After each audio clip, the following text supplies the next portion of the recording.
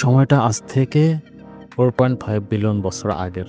সৌরজগৎ তখনও শিশু, গ্রহেরা তখন সদ্য গঠিত, মহাকাশে ভাসছে প্রাচীন ধূলিকণা আর পাথর। সেই সময়ের সাক্ষী কিছু বস্তু আজও আছে, যাকে আমরা ট্রোজান অ্যাস্টেরয়েড নামে পরিচিত। আর এই অতীতের দরজা খুলে দিতেই নাসা পাঠিয়েছে লুসি নামের এক মহাকাশযান।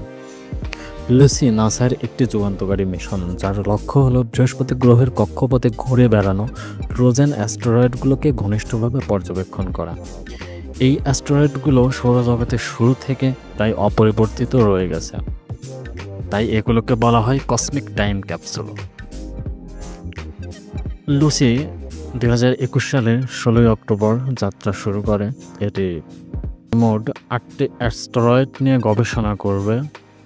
লুসি তার প্রথম ফ্লাইবাই করেছে ডিস্কিনেস নামের একটি ছোট অ্যাস্টেরয়েডের উপর দিয়ে 2023 সালে। সর্বশেষ 2025 সালের 20 এপ্রিল লুসি পৌঁছায় ডোনাল্ড জনসন নামের একটি প্রাচীন অ্যাস্টেরয়েডের খুব কাছাকাছি, যার গঠন ইঙ্গিত দেয় এক শক্তিশালী সংঘর্ষের ইতিহাস।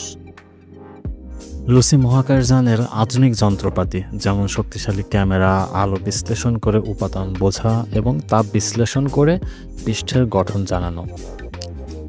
এই মিশনের উদ্দেশ্য হল অ্যাস্টেরয়েডের পিস্টন গঠন বিশ্লেষণ, প্রাচীন সৌরজগতের কেমিস্ট্রি বোঝা, কোন অ্যাস্টেরয়েড কীভাবে তৈরি হয়েছে, কেন তারা এখনও আছে এবং গ্রহ গঠনের ইতিহাস উন্মোচন করা। লুচি নামটি এসেছে এক বিখ্যাত জীবাশ্ম থেকে।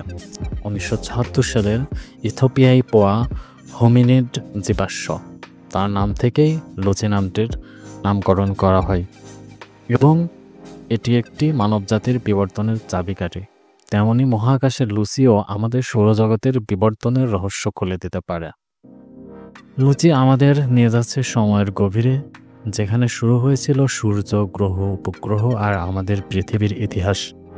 আমরা জানি না ঠিক কী পাবে লুচি, কিন্তু আমরা জানি সে যা পাবে তা আমাদের ভবিষ্যতের বোঝাতে সহায়তা করবে।